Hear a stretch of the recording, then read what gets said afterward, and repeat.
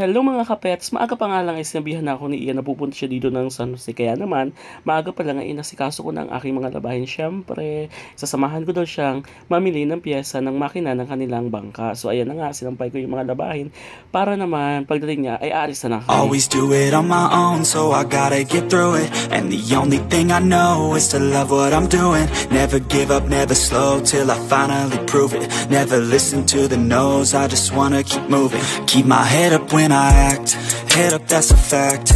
Never looking back, I'ma keep myself on track. Keep my head up, staying strong, always moving on. Pagkadating ni Ian, sumakay agad kami ng tricycle. Ayan nga pala si Ian, nakasama ko ngayon at pupunta kami ng bossing. Bumaba agad siya ng tricycle at kailangan niya kasing mag-canvas at maghahanap pa kami kung sakaling wala dito sa bossing. Tama nga, at pagkatanong namin kay kuya, nagkamali pa kami. Doon pala dapat kami sa kabilang bossing. Siyempre, ginawa namin, naglakad kami at sabi ni Ian, tatakbo na lang daw siya para mabilis. Wish lang talaga natin na sana meron. At ayan, tinawag namin yung mga tindero. Ayan si Manong at si Kuya. I-check daw nila kung merong available. At nalungkot kami dahil wala. At to make the story short, sumakay ulit kami ng tricycle at para mag-canvas sa Duaso naman. Ayan o, ang kulit-kulit ni Ian. Kasi nga, sabi niya, bago daw kami kumala sa Robinson, kailangan may mabili daw kaming pyesa. Sana may mabili na kami para makapag-Robinson agad kami. Ililibre niya daw kasi ako. Yay! Ayan, ang saya-saya namin dyan. Siyempre, minsan lang kami magkita at sinusulit namin. Nandito na uli kami sa pangalawang bilihan sa Duaso Auto Supply. Ayan, pupunta na si Ian para mag-canvas. Sinamahan ko lang siya at maya-maya bumalik na ako sa tricycle kasi nga marami bumibili. At si Ian ay nag-aantay pa kung merong available na sukat ng stick bearing na kinakailangan niya. Ayan, kinakompute na ni Kuya kung available ba at kung wala ay maghahanap na naman kami. Wala kaming nakita kanina kay Duaso, kaya nandito na kami ngayon sa Sulit, no? Talagang nakakapagod maghanap ng ganitong pyesa. Ang liit-liit ng pyesa, pero ang hirap-hirap hanapin. Sana may mabili na kami. Pero sad to say, wala taga kaming nakita at nagdesisyon na kami ni Ian maglakad-lakad papunta naman sa palengke. So habang naglalakad kami, nagkukwentuhan kami, ayan si Ian halatang nalulungkot at naiinis na. Nandito kami ngayon sa bandang Nobo. Natatakot pa kaming tumawid kasi nga hindi namin alam kung paano tumawid, charis. At ayan, nandito na kami sa palengke at halos sarado lahat ng mga tindahan. Naalala ko, Sunday nga pala ngayon. Sabi ko nga kay Ian, magpintuhan na lang kami at wala kaming choice. At dahil nainit nga at nainis na si Ian kakahanap at sarado naman ngayong Sunday ang mga bilihan, nag-desisyon na kami na magdiretso dito sa San Jose Town Mall or dito sa Robinson. Sabi niya, maglalaro na lang kami sa arcade at ililibre niya ako mamaya ng makakain dito. Kaya samahan ninyo kaming mag-arcade. At nandito na nga kami ngayon sa San Jose Town Mall at una naming hinanap ay yung arcade para magbili kami ng token. Sabi ko ay Ian, siya na yung pumila pero ayaw niya. Kaya ako na lang napilitang magpila. So ang isang token niya pala dito ay nagkakahalaga ng 5 pesos ang isa. So ang binili namin is 100 pesos para naman kahit papaano ay ma-enjoy namin. Bitin kasi pag 15 pesos lang, gusto namin itry lahat ng laruan dito. Kahit pambata naman talaga to, gusto lang namin mag-explore at mag-enjoy ni Ian.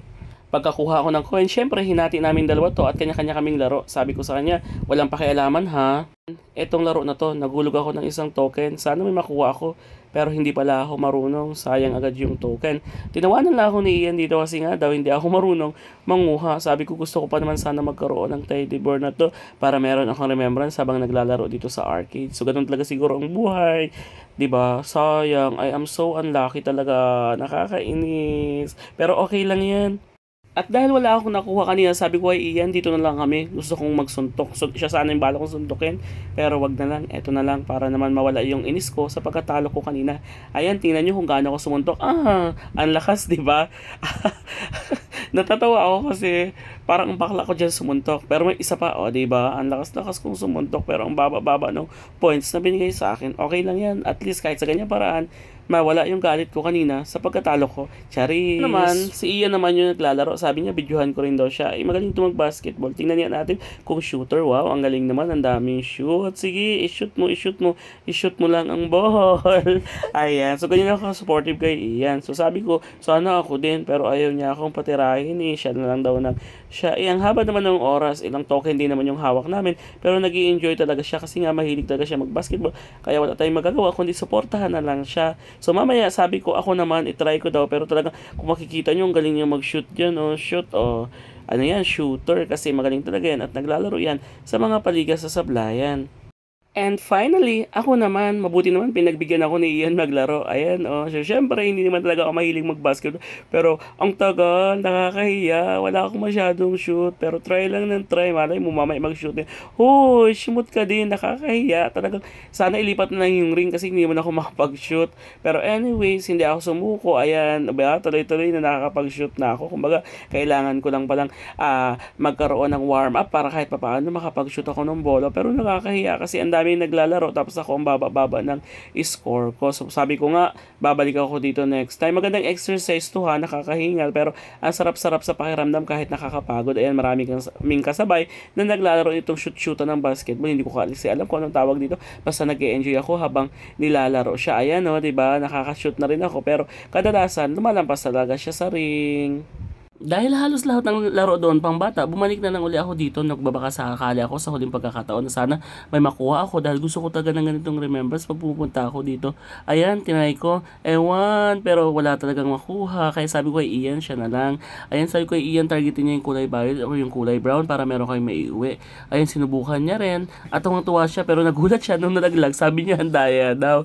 Kaya sabi ko, sige, itry mo lang nang itry hanggang maubos yung token natin. So talagang sabi niya, itatry niya daw dahil gusto niya makuha din yung kulay violet para meron kaming remembrance. Ayan. So, nang hinayang na naman kami dahil for the second time, nalaglag na naman. At dahil siya, nagdesisyon na kaming lumabas at magmerienda, bumili na kami ng pagkain dito sa Mr. Donut. Sabi ni Ian, tig-isa daw kami nung flavor, Bavarian na chocolate daw dahil gusto niyang tikman. So, pumunta na ako at pumila para makabili ng flavor na gusto namin at para kainin lang namin ito sa food court at kakain na lang kami mamaya.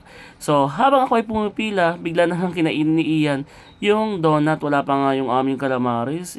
Talagang matakaw talaga. Pero anyways, so, eto na ang aming pagkain. Nandito na ang aming gulaman, calamaris at lumpia. Siyempre, kakainin namin to. Siyempre, papansin kami, kaya kailangan naming mag-video-video. At dahil maanghang yung calamaris, hindi ako kumain. Sabi ko, Ian, kanya na lang yun. At akin lang tong lumpia. So, kinain ko yung lumpia. Masarap siya. At talagang sulit naman yung 25 pesos mo. Kaso yung gulaman, sobrang tamis. Hindi na kasi kami mahilig sa matatamis eh. Sabi ko kay Ian, tikman niya tong lumpia. Sabi ko kasi masarap to. At ayan, kinuha niya nga.